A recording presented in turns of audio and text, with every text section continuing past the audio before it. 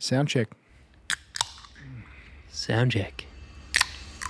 Oh no! He's in defence! They're both in defence! They're all in defence! Oh, unbelievable! We've just come down from the pub, had a nice counter meal down there, which has been good. Before we rolled into this podcast tonight, we were about to preview the Supercars. This is episode 71, and we've got Queensland Raceway this weekend. We do, mate. Yeah, we tucked into a little chicken in pyjamas. It was lovely. And now we're here with you guys. So ready to pre-brief Queensland Raceway. Queensland Raceway's back on the calendar. How good? I'm very much looking forward to it, mate. 2019 was the last time we went there. There's been a few corners resurfaced since we were last there racing. I'm obviously not racing this weekend, but I say we because we just talk Supercars. But turn 3, 4, 5 and 6 have all been resurfaced. And we haven't ran there in Gen 3 or with this new tyre. So there's a few factors which you kind of can't account for because no one has any information on them. Even the teams that have been testing there, if they've done any race runs on the 25 tyre, they're done in clean air, which makes a massive difference when you're looking at tyre deg numbers and wear numbers. Clean air is a very different kettle of fish to running in the middle of the pack or even, say, top 5 with a car or two in front of you when you're looking at deg numbers and trying to work out what your strategy might look like for the race. Actually, you've just made me think of something off the cuff. Go on. Gen 3 haven't raced there, so the only teams that would have tested are obviously Queensland teams. Do you think that's going to be much of an advantage, mate? I mean, early in the weekend it will be, but do you think that'll play a big part? I actually don't think so, no. And even historically, we've seen Melbourne teams do really well at Queensland Raceway, and then Queensland teams do really well at Winton. And I don't know why. I think sometimes a track like Winton's so unique. When you go testing there, sometimes you'll finish your test day and be like, we are on.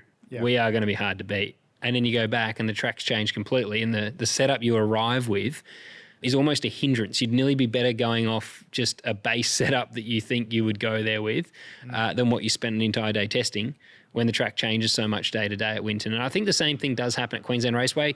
The last test day that the Queensland teams did there would have been February, March maybe. So very hot. I think we're looking at like 18 to 20 degrees this time. There's a potential, I think there's rain predicted on every day. Beautiful. Only sort of 40% chance, but the conditions are very different. And I think that is a bigger variable than actually knowing the track because the track just changes so much anyway. So to answer your question, very long-winded, I don't think it is a massive advantage.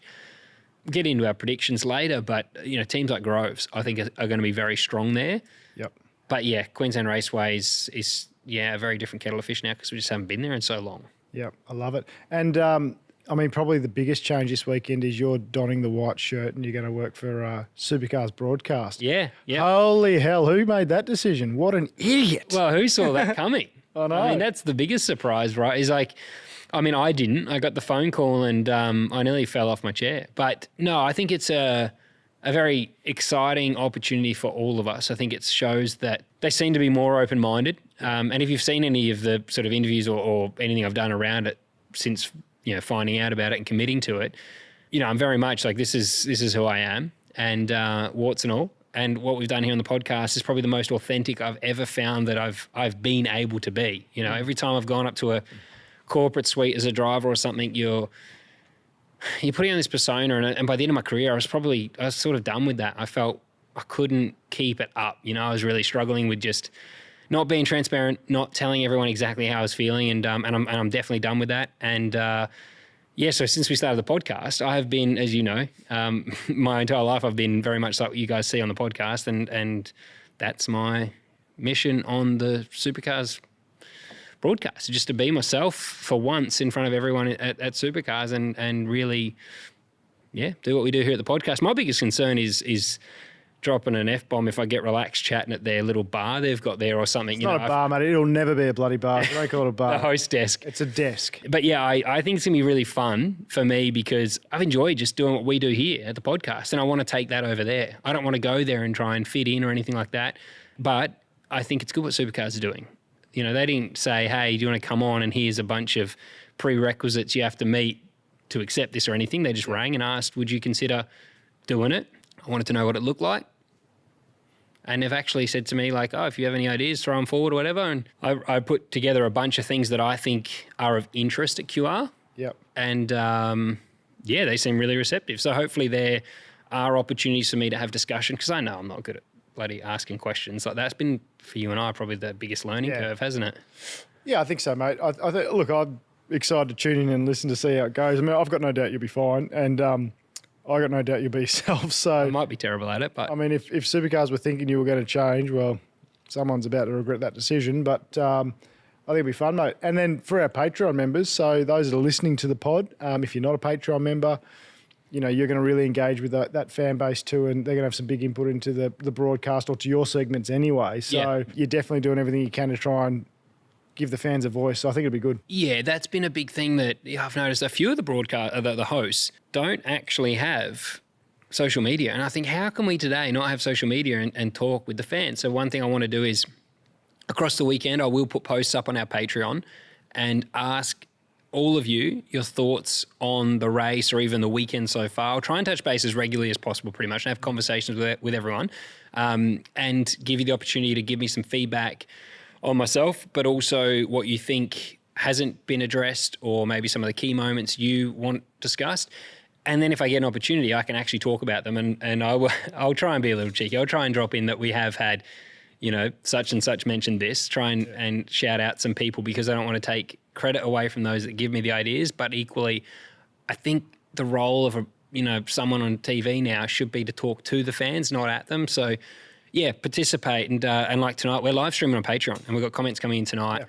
We do that because it helps us know what we're talking about, know that what we're talking about is relevant. And I want to do the same thing on a race weekend, which I think is the first time that's sort of been done. So that's why I want to do it. Yeah, no, I think it'll be good, mate.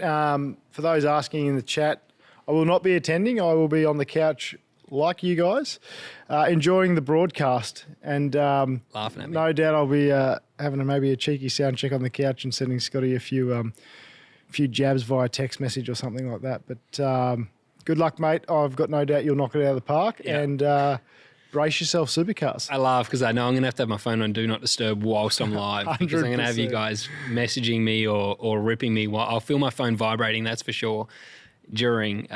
Someone's actually popped in there as well that a lot of people avoid social media because of the negative stuff online. But unfortunately, it's the devil you can't avoid. You know, I really think today we need it, and it's our best way of communicating with everyone. So I am actually a big believer, and I know there's a lot of negative that goes along with it, but I hope that our chat and our platform is usually pretty friendly. I've blocked a lot of people actually on our Facebook. I don't really have a lot of tolerance for personal attacks or anything like that, but I'm all for opinions, and that's what I want to hear from everyone. That's good. All right, well, let's fire into the pre-brief, mate. So it's been 6 years since they were last there. Supercars. I thought you were about to say since their last race. It feels like it. It does. Since they were last at QR, mate. Bit of resurfacing's gone down, as you briefly touched on, but what's the key points there where it's changed a little bit from the circuit point of view? There's a couple of things actually that make this even worse than it really seems maybe on the face of it. But the new tyre, we've had a few chats recently with different people, and everyone's saying that the new tyre is a lot more edgy in the middle of the corner. And then the resurfacing at 3 and 6 really, but there's resurfacing at 3, 4, 5 and 6. Right.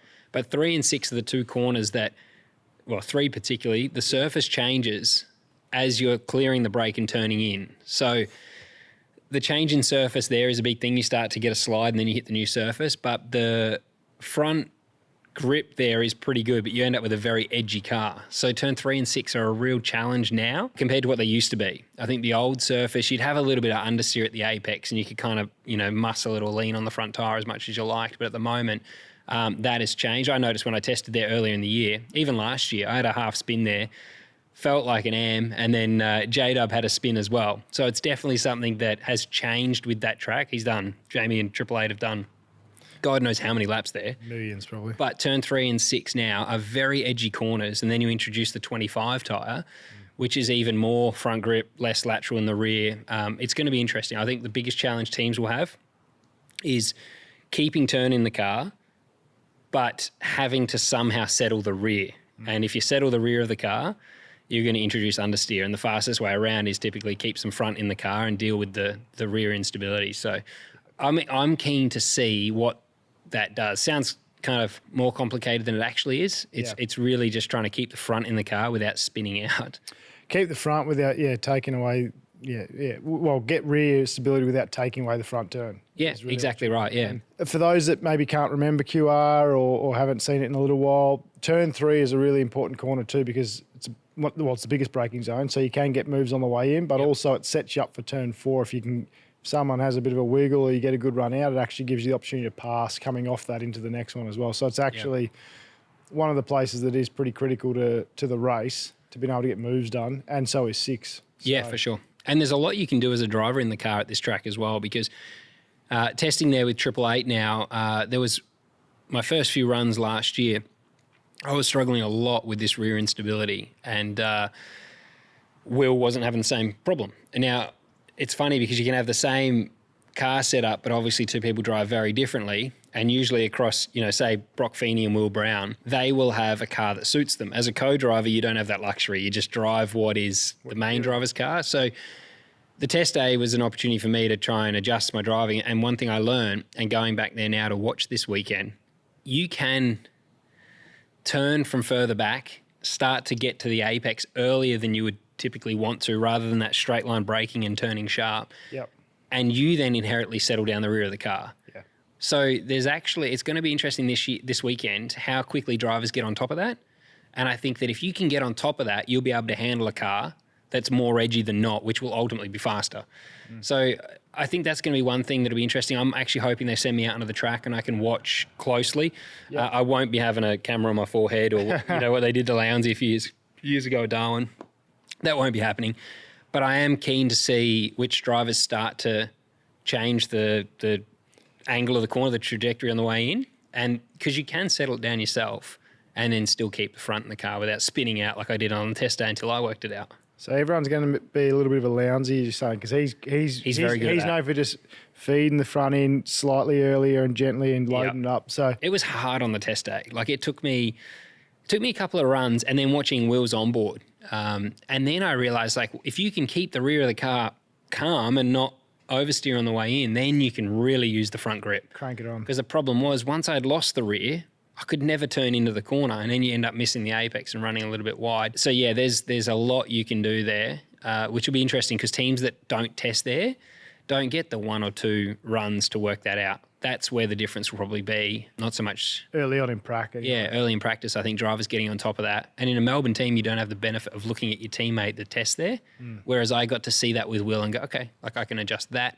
and that will allow me to drive this type of car setup. Yeah, I mean, on paper, QR, they call it the paperclip. It looks fairly basic. It's actually quite technical. I find when I go there, even though it's 6 corners and looks fairly basic, there's a fair bit to it. But I've always found it to generate pretty good racing. So I'm interested to see how the supercars now with the Gen 3 are going to be and the tyres and the format that they're going to run, which we'll tuck into in a second. But yeah, I think it normally throws up good racing. So I'm interested to see how it plays out for supercars. Yeah, probably actually made me think of something on the spot here too.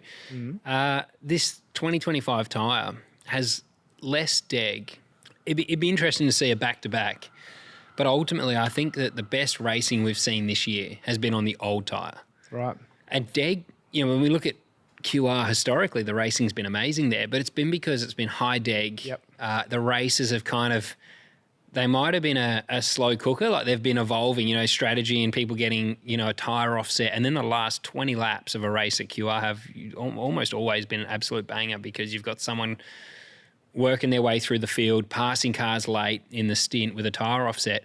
I'm not sure that we get that as much as we used to with this new tyre. Like, I know, and this is the thing too, in broadcast, they've been very complimentary of this new tyre, which of course they're going to be because Dunlop's a supplier of the category, but I'm not on board yet with this new tyre, and I think that it could be to the detriment. Like this weekend, that might be the only thing I reckon could hurt the racing is the new tyre. So I reckon Dunlop should ship up a couple of sets of 24 tyres just in case, mate. She's no good on Saturday. I reckon.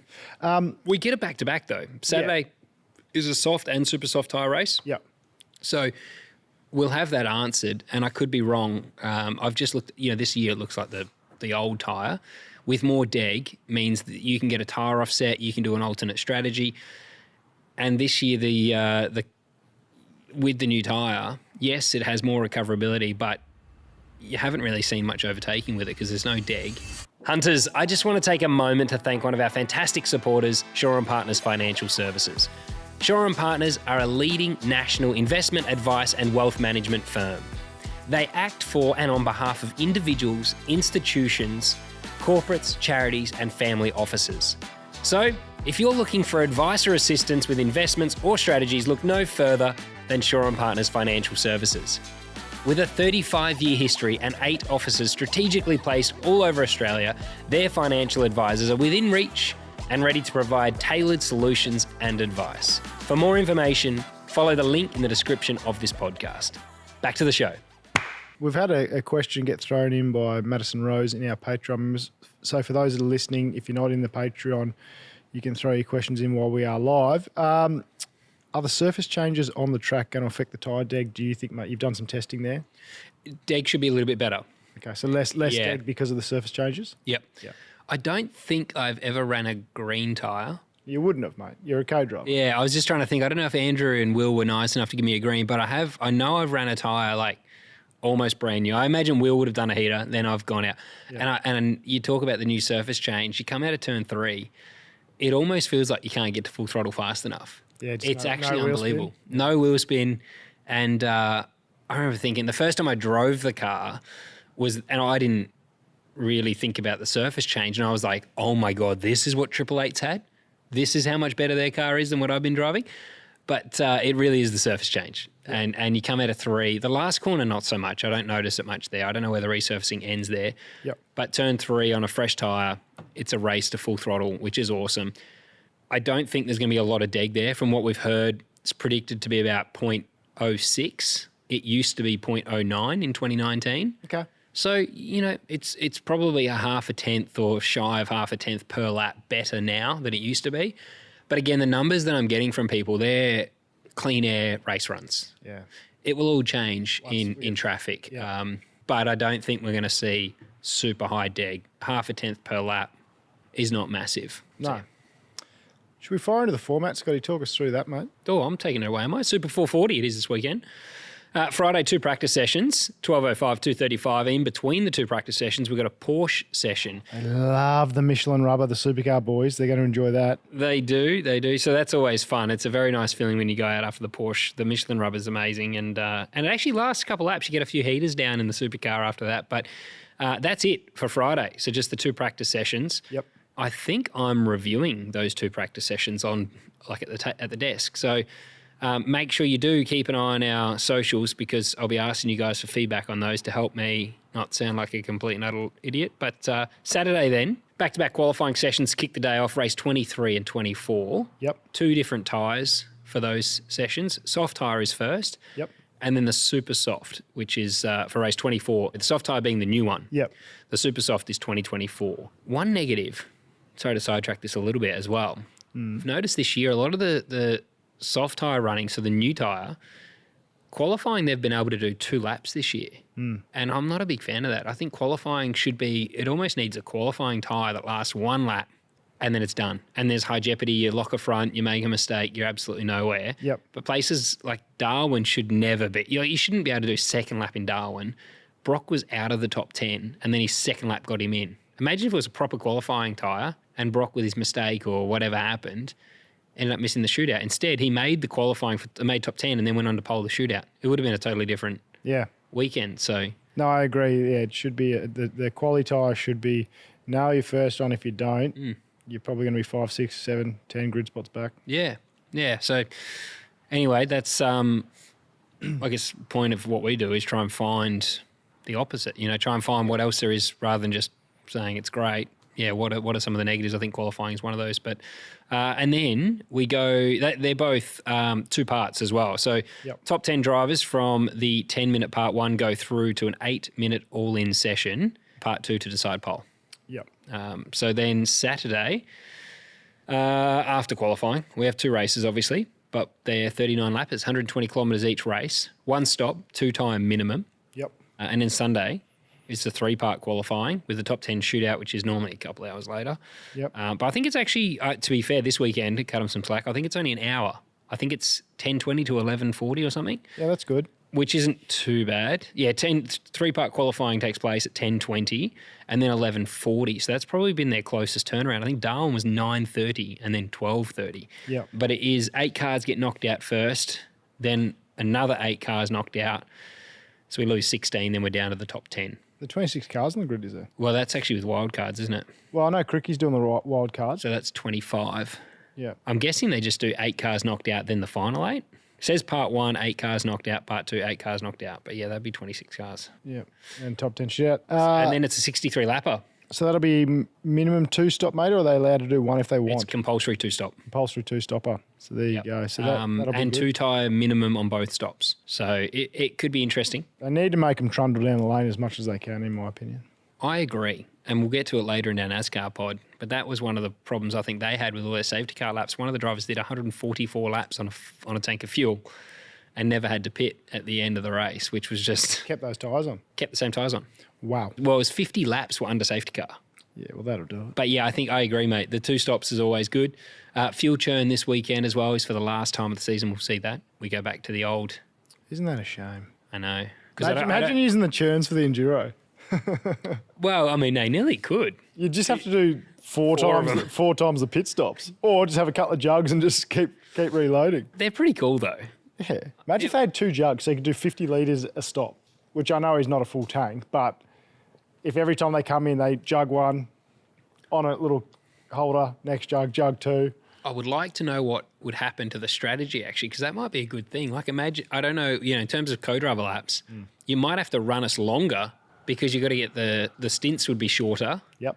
And you'd have to do more fuel stops. Well, it would open up strategy because the stints are shorter. It's more times you come in the lane, so then it would open up strategy because you're not just waiting for fuel or anything to burn down. So you would be able to you'd be able to adjust the coes and mains more regularly if you wanted to. Yeah. It would actually open up some strategy. I don't mind it. Yeah. Anyway. And this year it looks like it's been a big challenge. I've quite enjoyed watching the churns, and I know that the fans, there's been some that have been critical of it, saying it doesn't look, well, it's not good. But I actually like the challenge of it. I think it's introduced something that teams maybe didn't underestimate, but I think it's caught some teams napping a little bit. And the format this year as well has put a lot of pressure on the teams with their pit stops and the quality of their stops. Yeah, no, I agree. I definitely put pressure on some people within the teams, which is a good thing. It's a team sport, so everyone should be performing at a high level, and there should be, I guess, risk versus reward for putting in the effort, I guess. Yeah, for sure.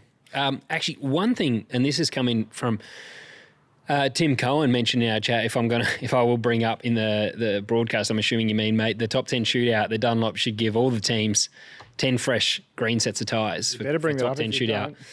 But this weekend, and I've done a million quali sims around QR when, back in Super 2 days and things, you would have done a lot as well there, I imagine. But turn 1, it's kind of like Phillip Island. It's quite hard to have the front tyre up for the first lap. So you normally do a slow lap, then your flying lap. So a car that can get the tyre up early at Queensland Raceway could have a massive advantage in the shootout, because there's not going to be many cars, I don't reckon, that will be able to go into turn 1 and have any front grip.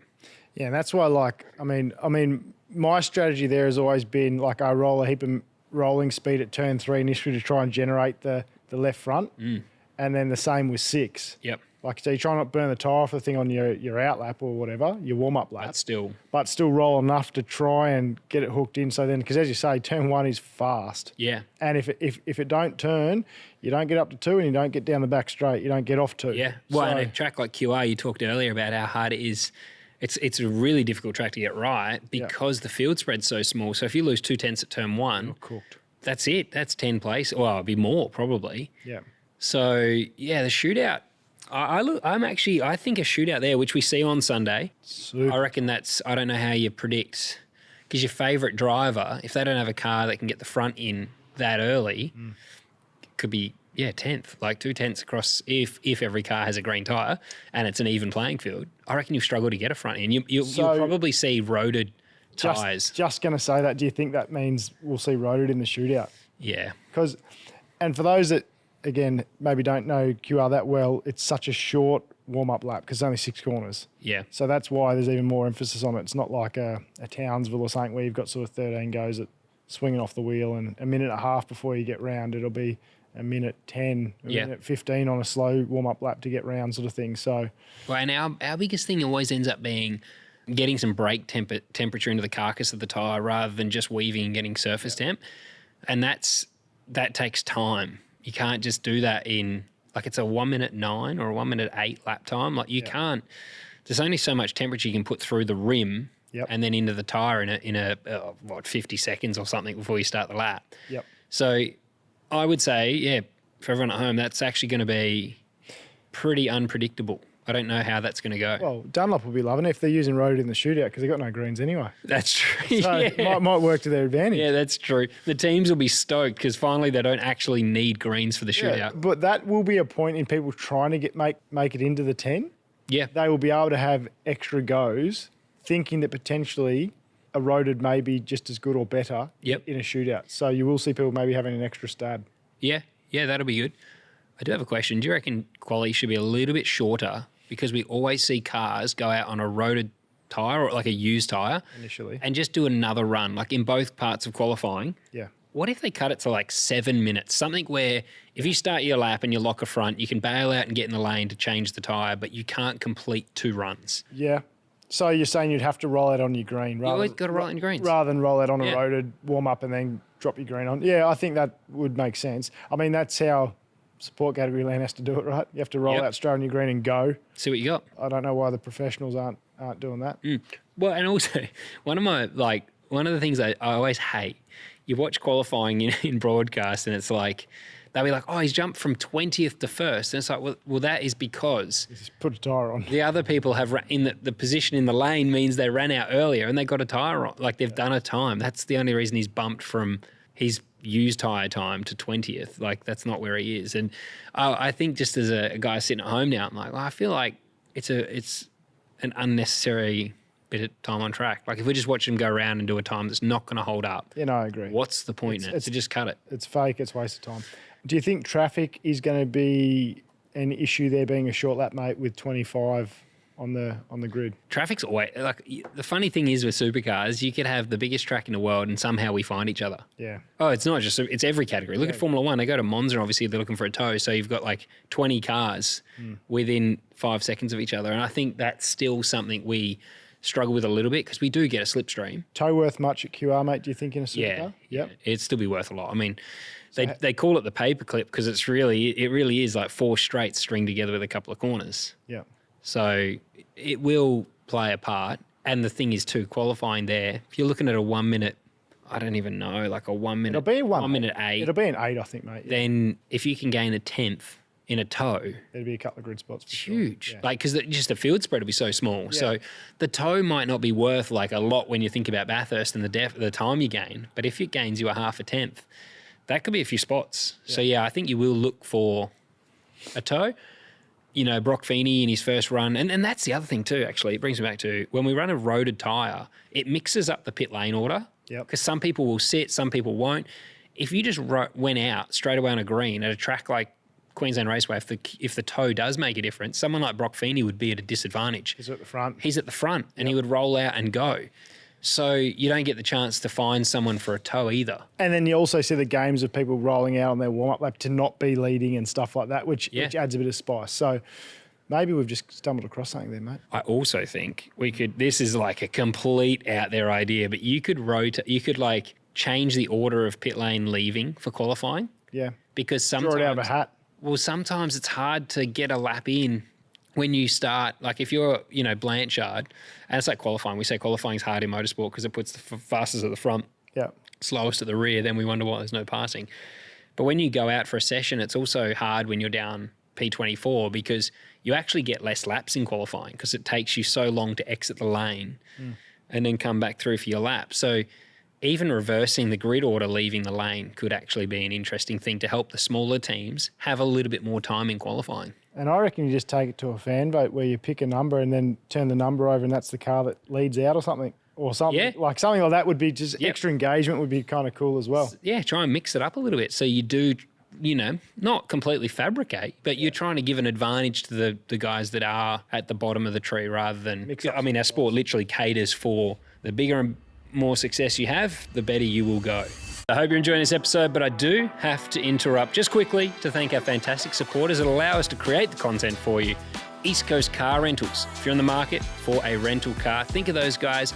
And if you'd like a cheeky 15% discount, AHU15 is the discount code there for 15% off. If you're in the market to buy a car, not rent one, Lancaster Motor Group, we've got you covered for new or used cars. So think Lancaster Motor Group. Quadlock, fantastic supporter of our podcast as well. We use their products every single day on the pod using their desk mounts here. Also, we've used them to create the additional content like we did the Adelaide Motorsport Festival using their action camera mounts. So whether it's mounts, phone cases, they've got you covered. Quadlockcase.net. Now, the website for all of these brands that support us will be in the description of this podcast. Back to the show. You touched on weather, mate. Looks like there could be a bit of moistness floating around. Moist. Can't believe you got moist in the podcast. Yeah, I thought I'd throw it in there, mate. Almost certain of rain on Friday, they're saying. Potential rain Saturday and Sunday. Yep. That sounds like just a very, that is a weather report, isn't it, from anyone on the news? It's like, well, it could rain Friday. Could also rain Saturday and Sunday. It might not, though. It's a 50-50 chance. It will or it won't. Yeah. So it sounds like I'm saying nothing. But for Queensland, that's surprising. I mean, coming from Melbourne, it's so cold down here. If they were racing at Sandown, I'd expect nothing less. But a chance of rain at QR could be interesting. We haven't seen the wet tyre really a lot either. No. What do you reckon the chance of a safety car, mate? I mean, you've put down in our notes, obviously QR does have big gravel traps. If you jag a front and you fire in, you're probably going to get stuck. Yeah, historically, there hasn't been, I don't think there's been a massive risk of safety car. But, yeah, I just, having, you go there and you think, fuck, how could you, especially if there's rain. Yeah. Chance of safety car has to be relatively high at 3 and 6, you would think. I would think someone will cock up at some point in the wet there because, as you said, there's some big braking zones. You've got to flow a lot of speed. It is a track where it's pretty tricky in the wet, I think. 1 year there, I went off at turn 6 I was at DJR. And I was in, I can't remember the sponsor. It was a blue and white car. It was a weekend I had the big brake failure at 3. And wasn't that the man truck? Wasn't it black and silver? No, that was like Pukekohe or something around that car. TF, what was that? TF, you or something, wasn't it? I can't remember. Someone in the comments will know the blue car I drove. I'm glad you remembered. Oh, Western Star. No, that was the following year. I drove a blue and white one. Yeah, I know that. I can picture the car, but I just can't. I can't think of it either. MTU? Is it MTU? No, that was Perth. I remember that one. Okay, anyway. MTU is red, white, and blue. Oh, I'm well off. It could have been Taubman's Tom Ransom. I don't know. Anyway. You know what? I think it was a Taubman's car. That's when you had the brake failure. I think Tom might be onto it there. Penske Truck Rentals. No, that was it. Prezzo's on it. Oh, so it was your team bosses and you couldn't even remember that? Yeah, it was a long time ago. Okay. I had a few hits since then. A couple of pints too. Right. And no, but it was funny. I went off at turn 6 and I remember I went into the gravel trap and someone behind me saw me hit the gravel trap and decided to pit because there's no way he's getting out of there. I went in deep. I hit the tyre barrier. You always do. Yeah. Yeah. And they decided to pit. I'm pretty sure it was one of the Red Bull cars at the time. And they just drove straight in the lane and said, in the lane, it's going to be a safety car. Right. But because I hit the tyre barrier, I bounced out, grabbed reverse while rolling backwards because I was already in first and I just hit the wall neutral, reverse, rolled it back, and then I ended up grabbing first and doing a U-turn over to turn 3, drove back through the cut-through and rejoined the race. No safety car. And that person that pitted just fucked their race. Drove in the lane thinking they're on a winner here. I don't want to shame, but I'm pretty sure it was Shane. So if he does watch this, but I don't want to I'm pretty sure. It was SVG thing. I think he fucked his race. He came in and was like, I'm in the lane. And then I got out and they never pulled the safety car. And I thought about that today when I was riding down just, with the chance of, the gravel traps and the chance of safety cars quite high. So yeah, any drivers listening, maybe wait for the safety car boards. Don't just peel in fire into it and assume someone's going to be stuck in the gravel trap. Turn 3, and someone's just put it in our. I'm just trying to find the comment. Kim Lane said someone always goes off at turn 3, and Ole X actually put in our chat. It was Giz. There you go. Thank you. I didn't. I was like, do I say it because I'm pretty sure it is, but then I don't want to be like, I didn't fucking do that. That wasn't me. Oh, it was. So we've got confirmation here from the Patreon members. Someone does always go off at turn 3 because brakes are so important to going fast, and it's quite hard to find. I find the zone is in an awkward spot where there's not that many markers. I mean, there's markers along the left-hand wall and stuff, but I always find it really tricky to find that last perfect point there. Especially when you're overtaking, don't you reckon? Because not every driver uses markers for their brake markers. Some like Fabian Coulthard was one that he just used like the apex. He could see it and go, okay, this is where I need. Away. Sort of judged it, and I don't know if, maybe the guns do that. I don't know, but I tended to use some kind of markers around tracks, whether it was on the right or the left, and usually if you have a marker like turn 3 for me is very clearly signed on the outside of the track where your brake markers are. Yeah. So that's one where I just go, okay, like, yeah, there's my marker. I can see it coming up on the left.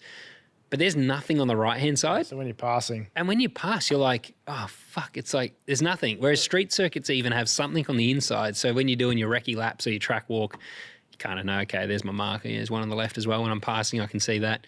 So you're right. Like turn 3 is hard. That's why off a start, like the first lap, it's hard too, because everyone's 2, 3, 4 abreast potentially going in there.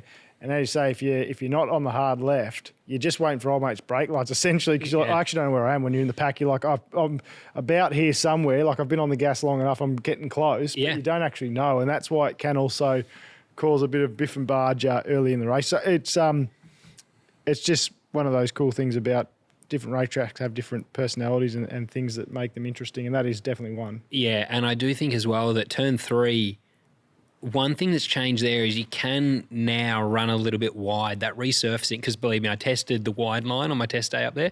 I missed a few apexes, and when you do go wide there now, it's not as slippery as it used to be. Like in the past, if you outbraked yourself around a little bit wide at turn 3, you were probably going to make the gravel trap, whereas now it is actually a little bit more forgiving. Yeah, okay.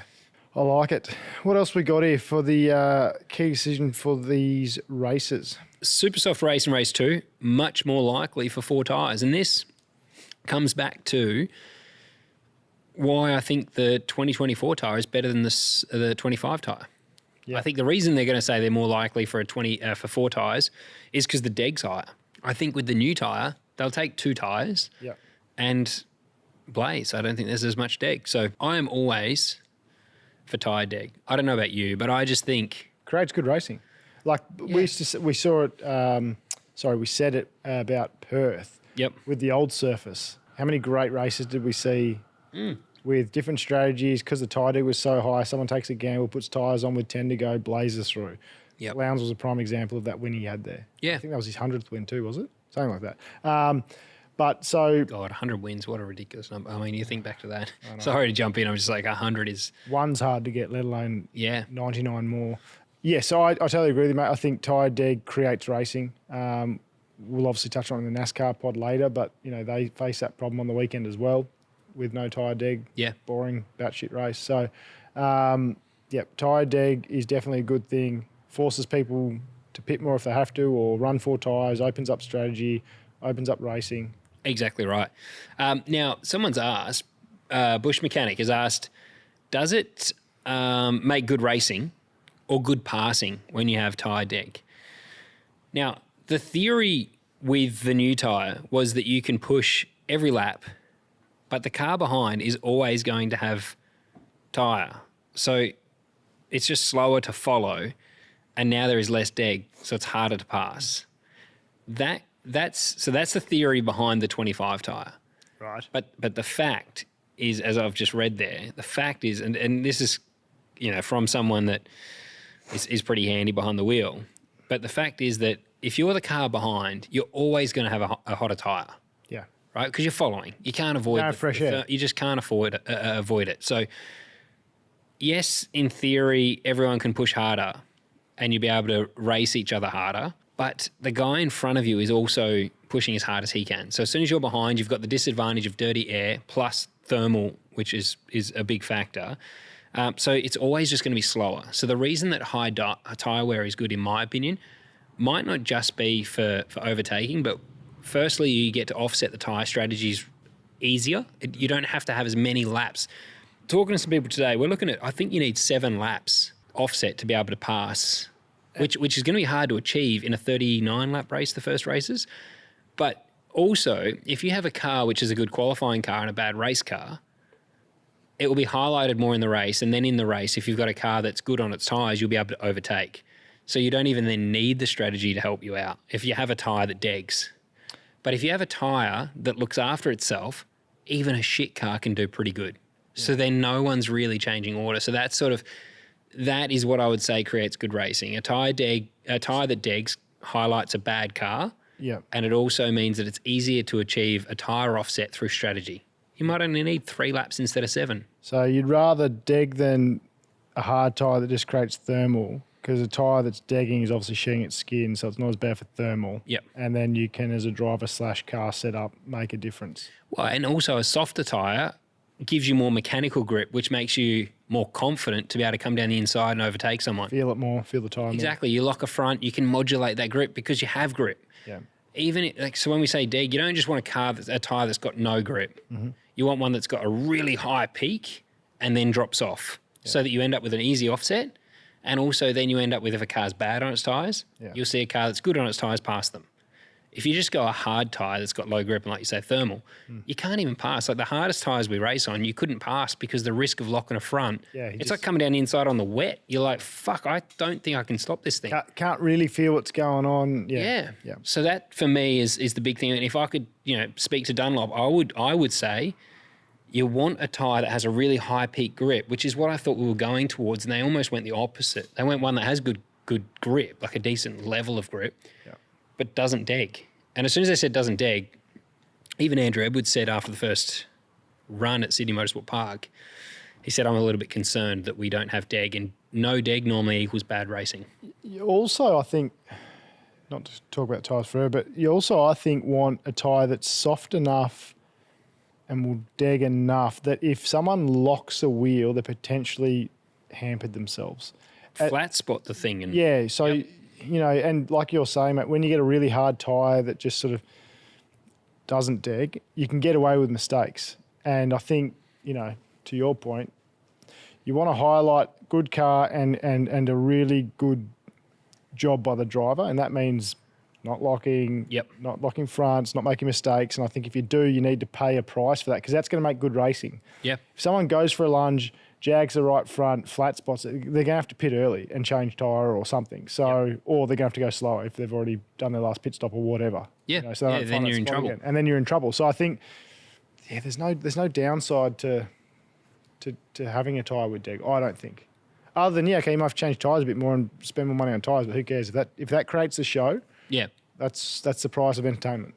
Yeah, and I think that's where, I don't even know how you achieve it, but that's where thermal is the issue that I think Dunlop have tried to fix. So when you're following a car and it gets hot, so when you have a slide or something like that, that's what they've tried to fix, which it sounds like they've done that. But then they've created a tyre that doesn't deg. So you want a tyre that actually wears. Yeah. So the surface, because that's the other thing I've got in my notes here. The amount of actual tread depth they're getting at the moment is blowing them away. They're barely, we've got, so some people might have seen in the race tyre, you have tread depth gauges, which is a little hole that, I don't know, what are they, indicators, 3.8 mil or 4 mil deep to start a weekend. And they're seeing that the tyre is barely losing rubber. Yeah. So that all of polishing. Exactly. So you want a tyre that actually uses all of it, but then also thermal isn't an issue, so that if you have a slide or you're trying to attack someone, it still works. But so they've tried to fix the thermal issue, but they've made the rubber too robust. Yeah. Yep. Which is obviously protected from the heat element, but now she ain't wearing. What the heck is a quad lock? Watch this to find out. Whether you're in the car, on the bike, on the water, in the air, your phone is an important tool. Keep it secure with Quad Lock.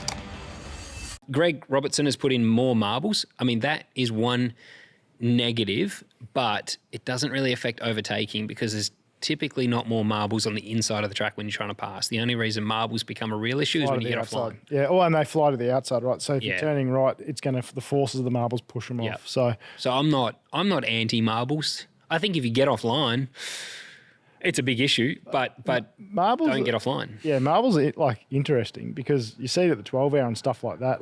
Dude, turn 8. I've had so many wobbles through there. Yeah, it becomes a tram track sometimes, and that means again that adds to the sport, I think, because you got to be millimetre perfect. Yeah. Bush Mechanic said, so what are your thoughts on softs at Bathurst? I'm worried about a repeat of 23. Sorry, excuse me. What happened? Well, 2023 was No, 2024 was a snoozer. What happened in 23? Sorry, Bush Mechanic. Let us know in there while we keep chatting here. I got the DEG numbers slightly wrong, actually. They're predicting 0.04 DEG. 2019 was 0.06. Okay, so it's 0.02. 2 less, yeah. And yeah, overcut, we're really looking like needs to be 2023, I'm trying to think, mate, off the top of my head, who won 2023? Was that Shane and Richie? Yes. It was boring. Ole. I think what happened there was you just had cars that were very fast out front. What did you do in 2023? What were you doing? Yeah, did you go up Bathurst? I can't remember now. I think Frosty hit me on the race start, hit my co-driver. That was the, I think that was that one. Yeah, so my car had a broken rear diffuser from lap 1, so that was brilliant. I was like 10 k's an hour slower on a straight line from lap 1. Bush Mechanic said everyone was saving tyres and there was a 40-second gap between first and second. Well, there you go. Well, shrink the fuel tank. Make a smaller fuel tank. Chuck us through the lane. Hey, I just want to mention, someone's got their name here on Patreon as Barbara's Goat. Have they really? Yeah. How good is that? Have they really? Yeah, well, unless they've got a funny name, but I'm reading it as Barbara is Goat. Oh, I thought you said Barbara is gay. No, Goat. Oh, Goat. Scotty is also hoping for a repeat of 23. Broc's got teammate. Yeah. Yeah, Broc's teammate came first. So Broc's teammate. He had I think 23 had the gearbox issue, didn't he? Broke a gear linkage. That's right. And they were looking real good too. Traymon, both names working. Yeah. I don't know. I'll be honest, right? The cars are out front, like Shane saying that they were conserving tyres. I mean, I had a pretty fucked race car at that point, but we haven't in the mid-pack been saving tyres as much as those guys out front say they are. And I don't know if it's just because when you're in a slower car, you're just pushing. You're just trying to hang in there. Whereas when you're out front, and I had this at Sandown, we spent the day kind of conserving tyres. I can tell you what, when you're driving around a second off the pace, like in the teammate, like Frosty was struggling, he would have been pushing all day. Yep. So I don't know that everyone is saving tyres like they say they are. I think we're pushing, but we're limited by the tyre grip. I don't know how you change that. I know Shane said, they're out front. He's leading by however much it was. Yep. But also, you look at that year, Richie had a 30-kilo advantage on the field in the car. Like, he's 0.3 a lap faster just in a straight line. So they're able to conserve. So they spent the whole day just conserving, so it would have been a boring race. But from my memory, being buried in the pack, it wasn't like we were driving around saving tyre all day. And I just think that kind of maybe it ran its course in the media a bit too much. Right. I don't think... I wasn't driving. I don't remember looking back at 23 thinking I was driving slow because I was afraid the tyre was going to run out. Yeah. I think if you're out front with a fast car, you might conserve it, waiting for a safety car in case one comes. The one time I can remember that was definitely Sandown in 23. Every co-driver was doing the exact same times. And there's wild differences between... But were they limited by tyre life or were they in dirty air? No, it was... Well, my understanding was, and obviously wasn't in the race, but from what it looked like at home, what I was hearing, I thought I was seeing was that everyone was just conserving tyres and driving to a number. And everyone, actually, I think you might be right, everyone was able to achieve that number. Like Kevin Estray hadn't even raced Supercars, and he was running like top 4 and stuff. So, yeah. Anyway, I agree with everyone in the comments there. But oh no, actually, someone said as well, Bush Mechanic. What I'm seeing here is that the competitor liked the race and the spectators hated it. No, the race was boring. Yeah, I don't know that. I wasn't sure if that's what made it boring though. Yeah. But yeah, you're right about Sandown. I actually remember that now. You are right. We were definitely, because the DEG was so high to make the stint length, you had to drive so slow at the start of the stint just to make it last. You're doing like 10.5s, 11s or something. Yeah, we were. Yeah. And I was like, fuck's going on? Like I remember it was boiling my blood watching on the couch. As soon as you tried to push, you just... Because then the commenters going, this guy's doing an amazing job. I'm like, no one's pushing. Yeah. No one's doing an amazing job. Like all the co's were just... literally rolling around to a number because they had to. Yeah. So you never saw anything. No, I'm with you. Yeah. I don't know that there's ever a perfect solution. It sounds critical of, say, Dunlop, but NASCAR just had the same problem at Iowa, which we'll get into in the next podcast. But it's very hard to get a tyre that gives you everything you want. And then you throw in aero as well and dirty air and temperatures. It's like... And drivers are always going to want as much turn as they can get, as much drive as they can get, as much braking stability and as much horsepower. Like you want a unicorn all the time. That's That's what a race car driver wants. You want what you can't have. Yeah. And as a fan, we want to see overtaking, and yet we qualify fast cars at the front, slow cars at the rear. So, You know what I mean? So it wouldn't matter what tyre you've got. No. How's a car that's slower going to pass one that's faster? correct. You put the best up the front. It's just the way it's the natural selection. Should we talk points and the bubble? Yeah, the bubble's interesting, this one. You can take it away, Bubs. Copy. You can do this one, mate. Actually, can I have a drink? You're meant to be I'm sitting on an empty Fuck, can. mate, do you want me to read the points or do you- you want to drink? Jesus. Well, I'd like a drink first, then you can read the points. You can do both. Zero sugar because you're shredding, mate? Yeah, exactly. Thank you, sir. Actually, how good would it be to do a sound check at the desk? You wouldn't? Well, I won't have a beer with me. I won't have anything with me. Yeah, but you could do it with a sparkling water or a Coke or a Red Bull, mate. I would love to do something at Oh, the dogs are off. the desk. Sound check. Crisp. All right, get into the bubble Hang for on, me. Toby's just asked me something. Hey, Elliot, complete out of the blue question, but testing in a TO2 this Friday, any tips for recommendations? Toby, where are you testing? Let me know. He'll ask someone that has the answers for you. Yeah, I won't know what's going on. Let's talk points. Do you want me to read through all or just the bubble stuff, mate? You're running this show. Let me know. I'm going to read through them all. So, Well, yeah, but don't just be like, and on 1,759 how would you like me to do it?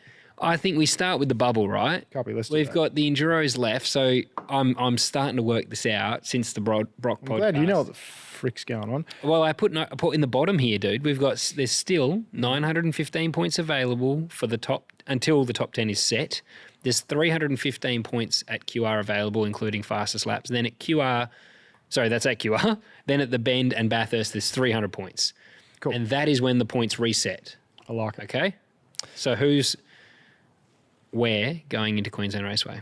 So the important ones that we really want to know about going into Queensland Raceways, Andre Heimgartner is in position 9 and he's plus 37 for the bubble. Yep.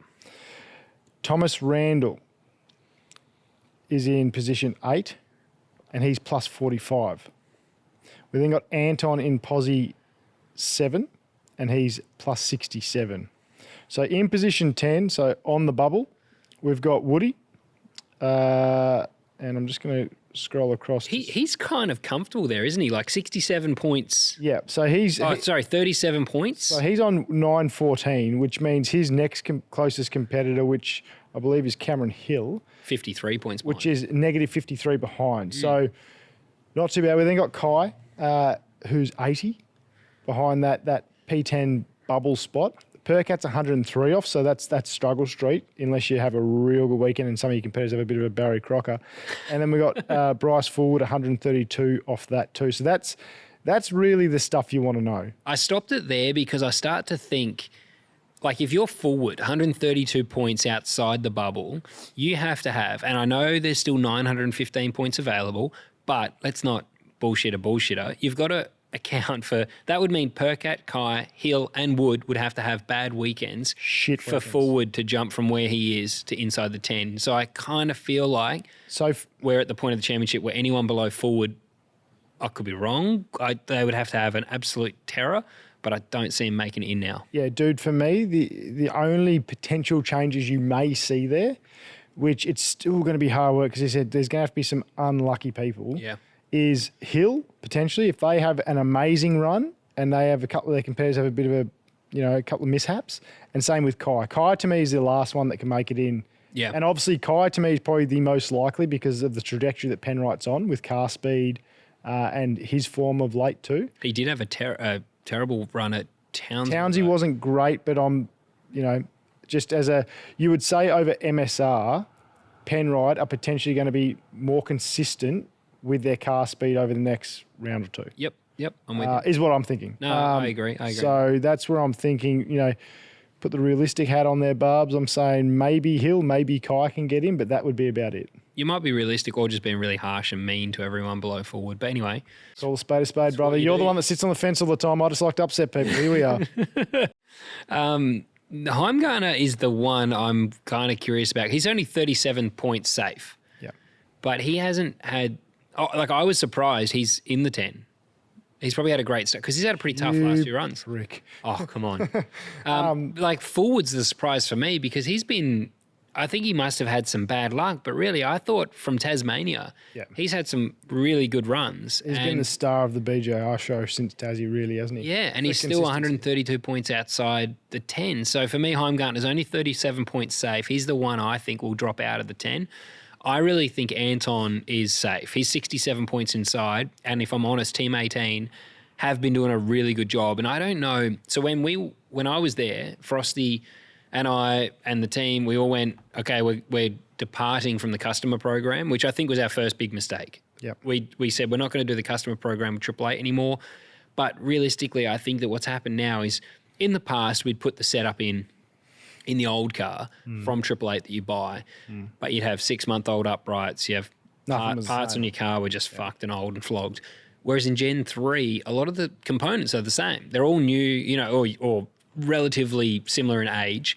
There's no upgraded uprights or anything like that. There's not they're at Everyone's got the same shit and everyone's lifing would be similar. Yeah, you'd be looking at like a Gen 7 front upright, from T8. And if you didn't have that, then of course the setup wouldn't correlate. But I think that in Gen 3, we probably should have kept the customer program. And now one thing that, and not to take away from what they're doing, but to take away from what they're doing, now they've got the GM program. Are they getting some of the stuff from T8 again? You know what I mean? So they've run this first couple of years of Gen 3 without a customer program, and now they're getting it.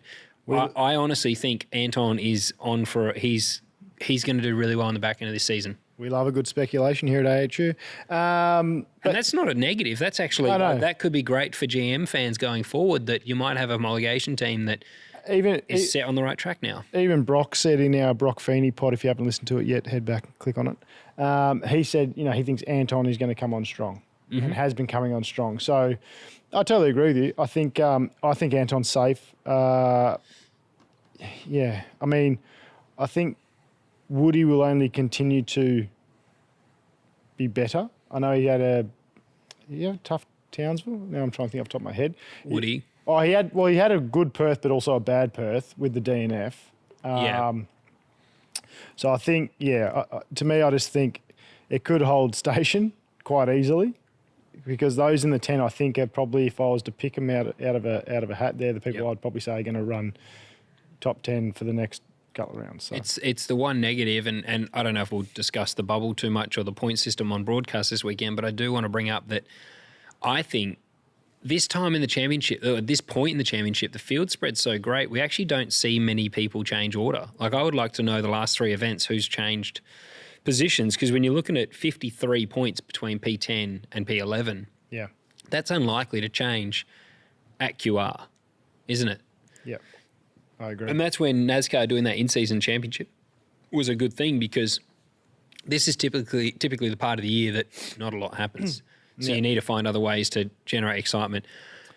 But the Sprint Championship is about to be won, I would say, by Broc Feeney. I agree. Teams. Well, I'll let you just run through the front order now if you want, because this is Sprint Championship. It's about to be wrapped up. I'll let you go, Barbs.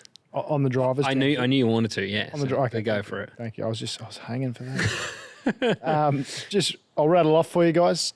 Broc Feeney in position 1 on 17.59. Well up the road on William Brown in position 2, 15.39. Matty Payne in 3rd, 15.24. Cam Waters 4th, 13.41. Chaz Mostert in 5th with 12.59. And then Brody's holding position 6 in 11.07. And then we're back to Anton, as we touched on before, and he's on 9.81. Here's one for you. All right, let's not being a dick here, but I think Broc is 220 points safe. There's only 315 available. Yep. Let's say he's out of the question for this weekend, right? Unless something crazy goes wrong. Can Will Brown beat Matt Payne in the Sprint Championship this weekend? There's only, 14 points between them? I think, quick maths. Anyway, something like that. It's very close. Close. Is Will Brown coming out ahead or behind Matt Payne this weekend?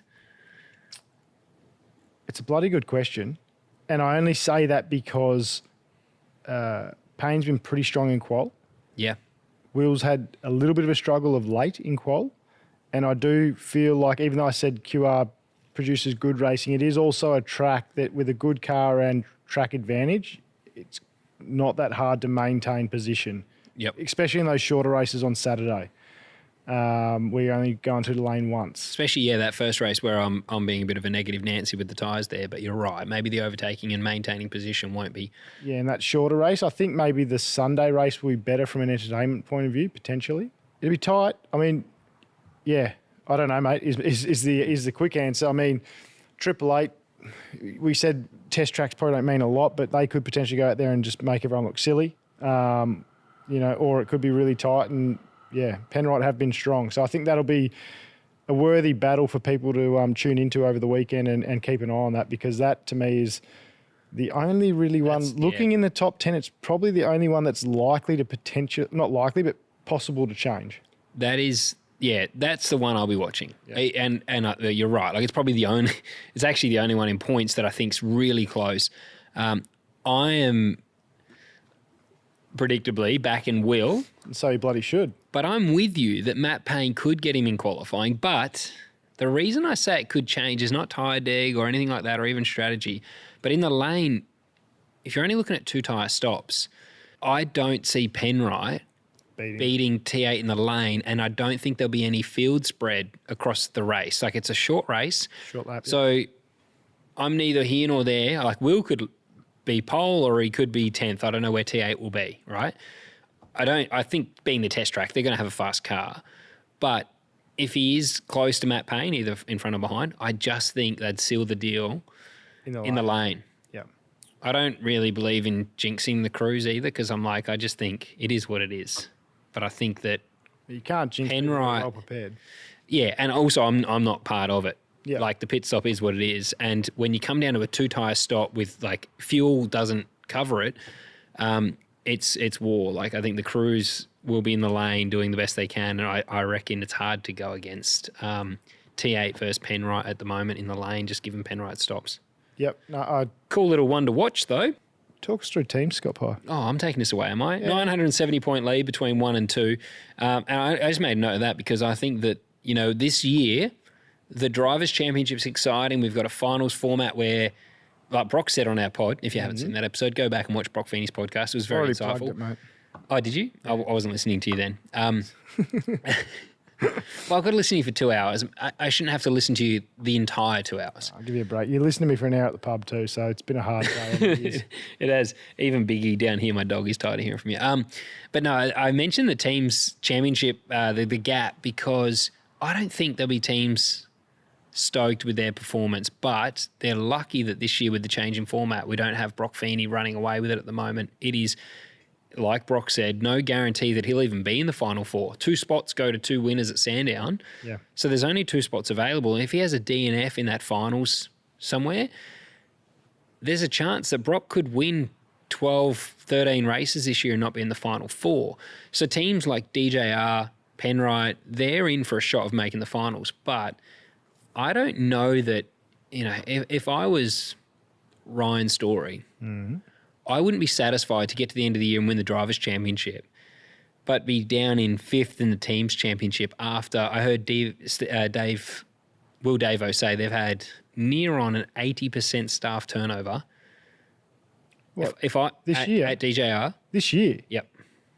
Holy shit, what's going on there? And so I would say if I had an 80% staff turnover, I wouldn't just be counting on getting lucky in the new finals format. I would be wanting to compete in the Teams' Championship. And when teams are 970 points behind, I'd be pissed off. Well, when you got 8% staff turnover, you probably got bigger problems as well. But yeah, but they went and employed, like, it's a powerhouse. They didn't just turn over because they had problems and replaced with other problems or anything. They went and poached and created what they thought was going to be a plug and play option. And they're not second either. Like, the 970 points is. So you're saying they've had an 8% change. You're not saying 8% people have left. No, staff turnover. Sorry, mate. I thought you meant 8% left. No, sorry. You know how they went and got George, Tom. Like Davo said in a podcast that with you now. Sorry, he actually feels like he's new to the team. And he's trying to catch up. But my point is, I've probably done a shit job making it. No, that's where I was like, fuck, they've lost that many people. No, gotcha. but I guess the format for the drivers I think is exciting and it's great. But if I owned a race team, I'd just be a little bit disappointed that we're so far away in the teams, because teams means a lot to these owners and sponsors and fans. Like, fans really, I was at DJR for a while, and that's why I talk about them, because I know how passionate and big their fan base was. Yep. They bled Dick Johnson. Yeah. And I was fortunate enough to be their driver they would go for, but they were always Dick Johnson Racing. And I think that now when I look at the teams, I don't believe they'd be finding satisfaction in, we might get lucky with Brody making the finals and winning the championship. That's great. But if you finished like over 1,000 points behind, I'd be like, fuck. Like, yeah, I do think fans really take pride in seeing both cars, if it's a two-car team, regularly starting on the front row, the front two rows and stuff. Like you see that a lot with Red Bull, and you saw it a lot for DJR over a period. You saw it a lot with Walkinshaw when they were in their purple patch. That's what really, because like a lot of fans want to get on the bandwagon. You want to back the winning horse. yeah. So I think those teams, and that's probably why Triple A has a great fan base, because they're always there and they have been for 20 years. Yep. And so I agree. I would say, and Ford fans I actually think Ford fans are more passionate than GM fans or Holden fans. I would agree with that. Growing up in a Ford family, I would agree with that. So I completely agree with you that I think they would have the shits. We always felt, I say we, like my dad, I think he felt like the underdog all the time. Like, why do you think that is? Ford fans. I mean, my dad was like, he was Glenn Seaton, Dick Johnson. Do you think it's because of the drivers they had? Like Dick Johnson was an underdog. Glenn Seaton was an underdog. I think Holden in its heyday, being Australians, I think because it was a Australian... Greg Robertson sucks. Hey. Because it was... I mean, my dad did love a good whinge. Because it was an Australian brand, maybe that had a bit more... I'm not sure. Ford is American. I mean, I know Holden had ties with GM and stuff, but I don't know, maybe there was... But I wouldn't say Ford had underdog drivers like they had Dick, who was amazing, John Bauer, Glenn Seaton, Lounsey went over to Ford... Triple Eight was at Ford. But you think about Dick Johnson, right? He was, and this is what I always loved about him. He was always seen to take on the factory teams. Yeah, potentially. Like Dick Johnson was a privateer taking on the Holden dealer team. So the drivers there, and that's what I've always loved about Glenn Seaton, Dick Johnson. Someone's just thrown in Ambrose and Stone Brothers. They were powerhouses in Ford. Yeah, I'm not saying they weren't. No, I know what you're saying. I understand. Like Dick Johnson wasn't an underdog because he didn't perform. He was an underdog because it was kind of like, it felt like a one-man band taking on the world. Do you think the best performers in Ford cars were not the factory team? Is that why you think it maybe had that? Like, do you know what I mean? Like Dick Johnson for a long time was maybe the top performer, but, Ford performance. Maybe, but like when would you have seen a driver from Holden hit the rock, cry on national television and have the public support to help fund getting back because they had factory support straight up. Like it was early. I don't know when that, and I'm not old enough, and that's what I'm saying. Like I might be wrong here where I don't know the history when was there a GM driver that was driving for the GM brand because that's the brand he chose? I feel like, and Dick somehow garnered that fan base. Yeah, I don't know, mate. I don't know if I sound ignorant on that. And that's why I'm asking the question. Oh, well, he said it's well before our time, mate. We're not that bloody old yet.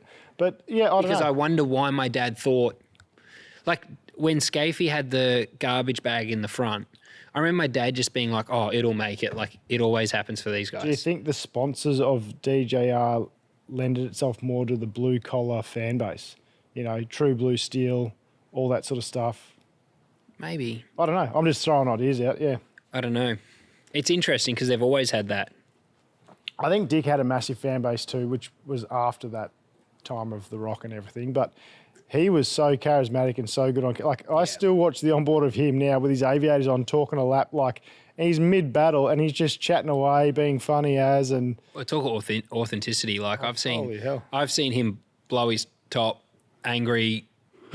Come on, Elliot. I didn't say anything, mate. Stevie J's gonna listen to this pod and be like, what the fuck? But no, like I've seen him and he is just authentic. Yeah. I think that was what was likable about him. There was no PR spin to anything. No bullshit. No bullshit. Straight Said up. it how it was and wore his heart on his sleeve. And that's where, like, Glenn Seaton was, like, I remember my first ever Bathurst memory is Glenn pulling over to the inside and crying. Because I remember when he blew his motor, yeah. And that's the first ever memory of Bathurst that I have. Actually, it's Greg Robertson's just putting in. Larry was a battler. Oh, yeah. And Grice too. Yep. And they had big fan base. Yeah. So maybe, I honestly think, Maybe it's- Aussies, we do love the underdog. Like, I'll back an underdog for sure. So whether, I don't know if it's just in our... Maybe I look at it like this because I'm in a Ford family. Maybe GM families you might think of it the same as I think about Fords, but... Just trying to think now off the top of my head. I mean, I was a big HRT fan as a kid, which is the factory team. You would never call them the underdog in their heyday of the early 2000s and stuff, but... We've really digressed here, but this is a proper... I mean, I'm a fan of the sport. It's a fun talking point, mate. Did we actually talk about the team stuff? You mentioned Red Bull, and then we digressed, didn't we? Well, we talked about, like the teams being disappointed. So first is Red Bull, second Penrite, Monster Castrol Racing P3, and then it's WAU, the Mobile One Truck Assist Mobile One Optus Racing Team, Shell V-Power Racing Team. The team names are so long here. Shell V-Power Racing Team, R&J Batteries, and Shaw Microphones. Shaw Racing Team is in P6. Team 18, 7th, DeWalt and Tradie Energy Racing there. Dabble and Bendix Racing is P8. Premier 9. Premier for me is the one that's forgotten right now. For them, they have got to bounce back. QR's their test track. Yep. And they have really struggled. I know that Jimmy Goldie will be kicking himself for Perth, but Townsville, they were nowhere. And their radio, I don't know if you heard the radio days Supercars put out, but Richie and Ludo were having a big blow up on the radio. Jeez, I wouldn't want to argue French with Ludo. or English? Oh, mate, Ludo, I wouldn't want to fuck with Ludo. He was really angry when he fired back. Really? It was really good, actually. I need to Worth go back and listen to it, watching yeah. that video. Come on, guys. Getting overtaken every lap. Why am I still out? Because there's people behind you faster than you, so they're going to get you in and you are going to have to do a f***ing long stint and watch your tires. Yeah, I feel like Team 18 is David Reynolds. I hate to say it, but if it wasn't for Dave's points at the moment, they would be a real threat for that top 5. I think Team 18 would be challenging DJR. Well, Anton's what, 7th, was it? 6th? Yeah, yep. So- And that's where, because Davo, going back to the Drivers' Championship, Will Davo's P17, David Reynolds is 19. So, like, if you put Anton and Brody together again, like, had Brody... I don't want to say it because Will Davo had some bad luck. He got rear-ended by Will Brown at Townsville. He had a wheel nut break. He got turned coming in the lane after Will hit him as well. So Davo, and he qualified in the top 10 all 3 races at Townsville. So it wasn't at his own doing. So much shit. Just target him, yeah. But theoretically, if you look at Anton with Brody as a DJR lineup, they'd be 6th and 7th in the championship, and they would probably be 2nd or 3rd in the teams. That's what I say DJR would be pleased with. And then if they get lucky with the final series, great. Sugar on top. Yeah, a team like that needs to be worst case 4th or 5th in the teams. Like what I reckon. worst case, which I mean they are 5th now, but I would say more likely 3rd and 4th would be worst case for a team like that, or should be. Yep. In there, but some of the teams are just really underperforming, and with 970 points in it, you could put the Red Bull cars in a wheelbarrow, and that, we talk parity. Everyone loves to chat about that. Yeah. You put them in a Ford, the result's the same. 970 points. I don't care who. We've talked about the Ford teams, mate, in the teams points. Yeah, second, 14th, third, 4th, 5th. Like the next Holden is BJR at 6. Next Chev, is BJR at 6. Yeah. So, yeah. I hope that Reynolds can have some good fortune at so do I. QR, because I don't write the guy off. You don't get pole position in qualifying. I always love to talk about qualifying because in the races there's so many things that happen that no one will ever know about. Teams will bury, hide, change quotes from drivers and just literally ruin a driver's career to make sure no one finds out the team made a mistake. So winning races last year. That's all you have to say. Yeah. Qualifying, pole and winning races last year. The bloke hasn't forgotten. Yep. So I do hope he and Davo needs a clean run. Yeah, Davo needs a bit of luck on his side. Because he got screwed at Townsville. He was one of only 2 at Townsville that qualified in the 10, all 3 races, and got nothing. He just got screwed. We didn't mention it properly either, but Cam Crick's back as a wild card at QR. Yeah. So if you didn't know that, Cameron Crick is back for MSR, 3rd car for MSR. So good luck, Cricky.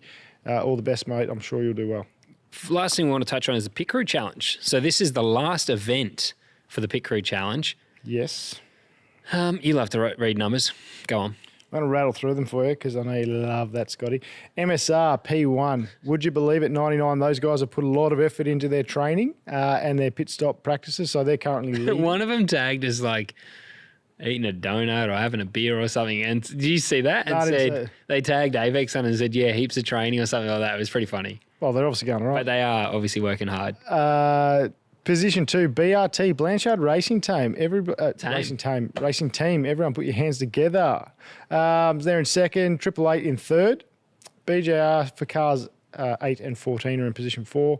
And so they're actually tied between Triple Eight and BJR for the cars 8 and 14 are tied on 94 points. We've got BJ. And then only 4 go through after this weekend, so that's the cutoff. Okay. Sorry. So, yeah, that's currently the cutoff. So, currently in the cutoff is we've got MSR, BRT, Triple Eight, BJR for cars 8 and 14. In Posi 5, we've got BJR for cars 12 and 96. Walkinshaw are in position 6.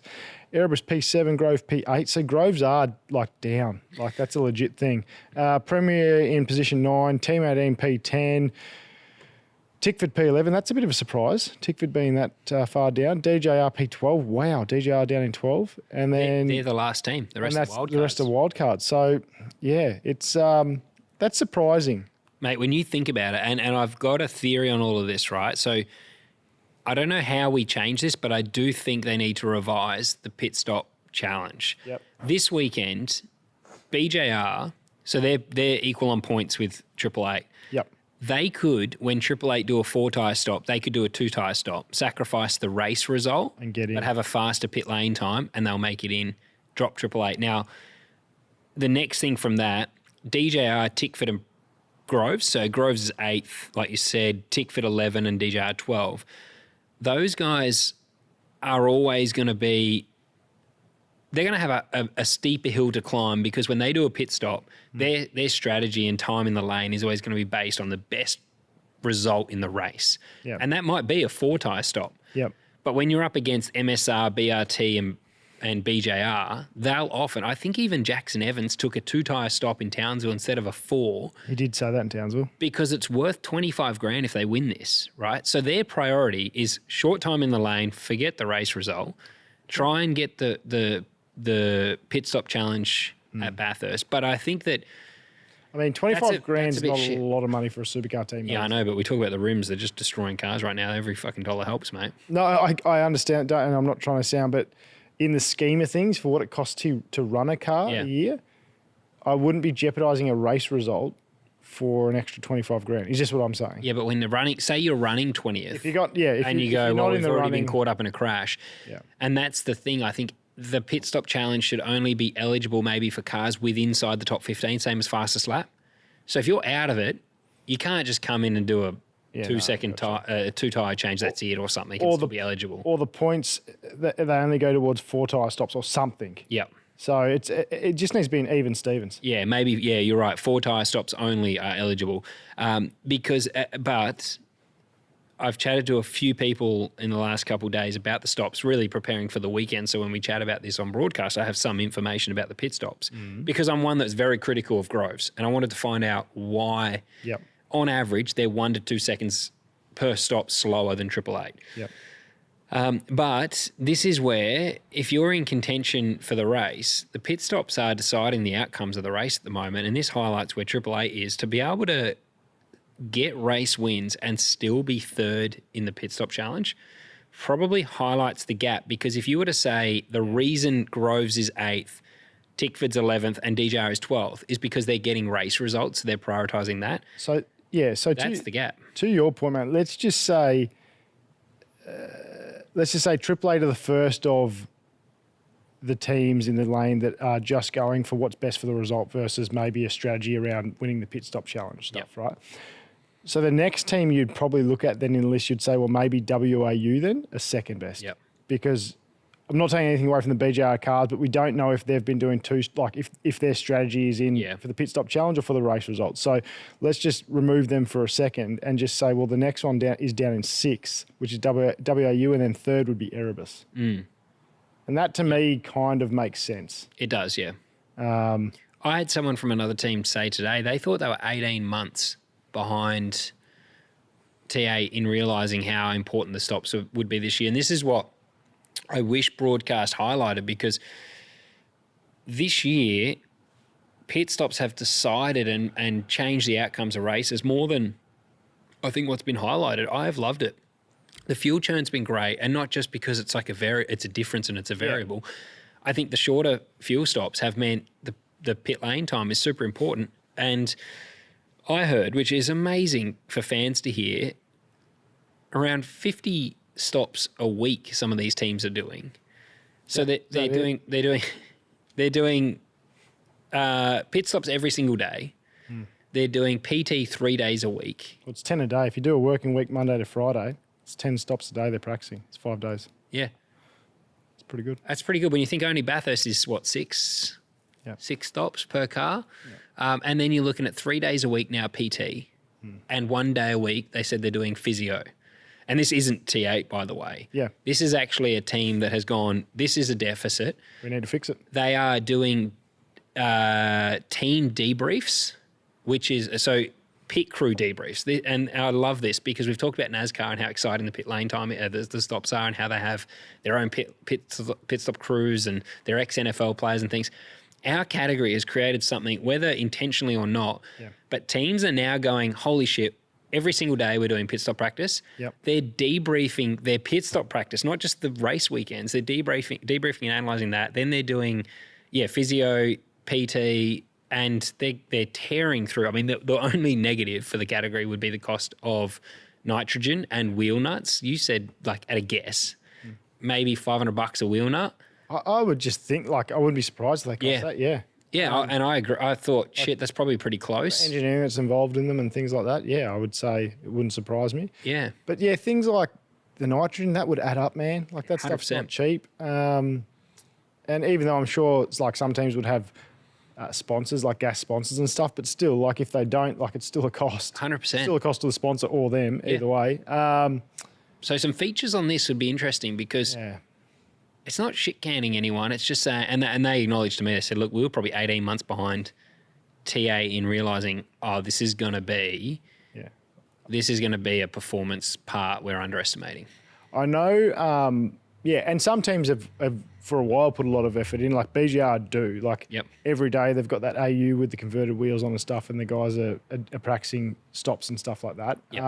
I don't want to make sure I don't but it belittle is, what they're achieving. Yeah, no, because and they are always very fast in the lane. Yeah. I'm not trying to take anything away from that. It's just we don't know if they've strategized some of their stops around the pit stop challenge or not, because they've won it. How many times have they won it?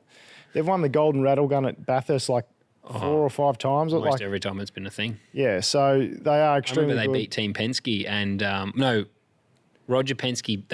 Roger Penske beat them actually, but he split the prize with them because it was so close. So close, couldn't tell. Yeah. So they've been doing this for a long time, but it's good to hear that other teams have now realised that this is actually a big part of our sport. Yeah. Predictions. So just a Smokey for me, and who do you think's going to be? Smokey, I'm going to say one maybe left of field. I'm going to say Richie. You've picked him a few times. I just really want him to get up. All right. So Richie is my Smokey that's going to go well. Okay. Yeah. Who you got? Cam Hill. Yeah, good call. Or Percat. I think MSR's going to actually, I reckon they'll turn up. I'm going to throw a counter on yours and say Percat will beat Hill. It would be good, given right now there's a lot of contract stuff going around about him. Imagine that, just sticking one up and going and rolling out and getting a race win. Just going, I remembered, boys. It would be good. But yeah, MSR, I reckon, could be they're a Queensland team, and Hill, like, I just can't believe he's outside the 10. So I think he could be there. And then race winner. Yeah, okay. Actually, just pick a podium. We don't have to all 3 races. Just a podium across the weekend. Cool. I'm going to go Will Davison. I'm going to go Richie Stanaway. I'm going to go Broc Feeney. Yeah, Davo's a good pick. I don't know about... Sorry, Richie. I don't know about... Broc for the win. You did say that when I called Courtney too for a podium at Perth. I did. Thank you very much. And actually, you picked him for a podium at Townsville, and he was on. Well, he was fifth. If his motor didn't saw itself in half, we were on. Yeah. Will for a win. He's going to beat Broc this weekend. Told him that in the pod, so sticking to my guns there. Will's going to win this weekend. It's a boss. I'm with you for Davo, but I reckon Davo could get a P2 and then Brody P3. Oh, yeah, okay, yeah. What, were you going to No, you're... change yours or No, you're right, yeah. were you going to change yours No. or just disagree with mine? I thought we were just throwing 3 people that we're going to end up playing, not necessarily in order, but that's fine. I'm happy with Will, Broc, Richie, and Davo. Okay. That's fine. Let us know your podium predictions for the weekend ahead. Flynn has said, thank God Barbs didn't mention a Tickford driver because I tend to curse people, so... You know, one team I reckon will do real well this weekend is WAU. I was going to say, I reckon Chaz will be on. I do think Chaz will be on. I mean, Chaz is good. He got his first win there. Yeah, no, I think I rate him there, and I think Woody. I just reckon Walkinshaw, and I did another pod was saying that with the Melbourne teams doing well up there, I was like, fuck. WAU's one that I'm like probably sleeping on at the moment. I reckon they could rock up. I don't think they'll win. Well, the fact that we haven't run Gen 3 there, yeah, it's really an unknown, which is quite exciting. Have tested Gen 3 there a few times though. Yeah. Like I've done more laps than the Melbourne teams there. Oh, yeah, but I'm saying the whole field. So it will be interesting to see who rolls out fast and who tunes up quick. And well, there we go. There's a Supercars preview. God, that was good. See you on the airwaves. Maybe one day You'll hear them on the airwaves. You won't see them on the airwaves. But that's cool. Whatever. How good would it be one day if it was just like you and me on the airwaves? Well, we're on the airwaves now, mate. Hey? We're on the airwaves now. I reckon that'd be fun.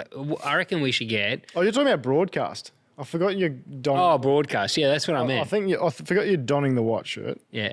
I think Apex Hunters I can't believe you sold out. I think Apex Hunters should be an endorsed Supercars show, like just one of our shows a month. They should be like, you know what? Let Apex Hunters do it. Get rid of that formation lap. And just replace it with... Just give us a media pass and we'll just park a van there and we'll just talk shit at the track. Just let us do that. That's a good idea. All right, well, thank you, everyone. If you haven't subbed already, please do. I think it's like 40% of our listeners have subscribed. We're nearly at 20,000, though. We're getting there with YouTube. So we'd love to have you subscribe. And then when we go live, you get notified. Well, if you turn notifications on. But also sub to our Patreon as well, because we're about to roll into another podcast after this one. And if you're a Patreon member, you get to be part of that as well. I'm going to take a P15S and then take 2 for episode 72, Bubba. Copy that. Thanks, guys.